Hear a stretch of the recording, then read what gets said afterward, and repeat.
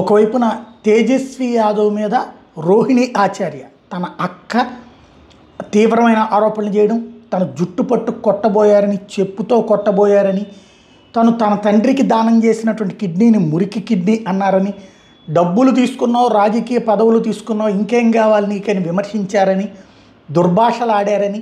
ఇకపై నేను రాజకీయాల్లో ఉండను, ఇక ఆ కుటుంబంతోనే సంబంధాలు తెగతెంపులు చేసుకుంటున్నాను, ప్రతి ఆడపిల్లకి చెప్తున్నాను, మీరు మీ అత్తారిల్లు అదే మీ సొంత ఇల్లు, వాళ్ళ పట్ల ప్రేమతో ఉండండి, అక్కడ మీ సొంత ఇంటిని నిర్మించుకోండి, మీ పుట్టింట్లో మీ నాన్నకో మీ అమ్మకో కష్టం వస్తే మీ అన్నకో మీ తమ్ముడికో చెప్పండి, కానీ మీరు కనుక అందులో ఇన్వాల్వ్ అయితే నాలాగా అయిపోతారు, నేను మా భర్తకి కానీ అత్తగారికి మామగారికి కానీ చెప్పకుండా నా కిడ్నీ ఇస్తే చివరికి ఇట్లాంటి అవమానం పొందాను, చివరికి ఈరోజు నా భర్త నా కుటుంబమే నాకు అండగా నిలబడుతోంది అన్నటువంటి స్టేట్మెంట్ ఇవ్వడం నెంబర్ 1. రెండవది, ముగ్గురు లాలు కుమార్తెలు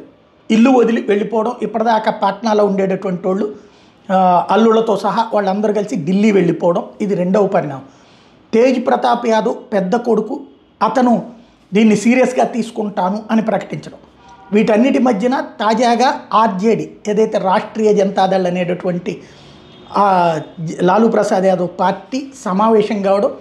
ఈ సమావేశం సందర్భంగా లాలూ ప్రసాద్ యాదవ్ అందులో పార్టిసిపేట్ చేయడం, ఏది మొన్న గెలిచిన ఎమ్మెల్యేలు శాసనసభాపక్షం, ఇప్పుడు వాళ్ళకి ప్రతిపక్ష హోదా వస్తుంది, 10% సీట్లు వచ్చినాయి కాబట్టి, 25 సీట్లు వచ్చినాయి కాబట్టి, 243 ఉన్నటువంటి చోట 24 ఉంటే సరిపోతుంది, 25 కూడా వచ్చినాయి కాబట్టి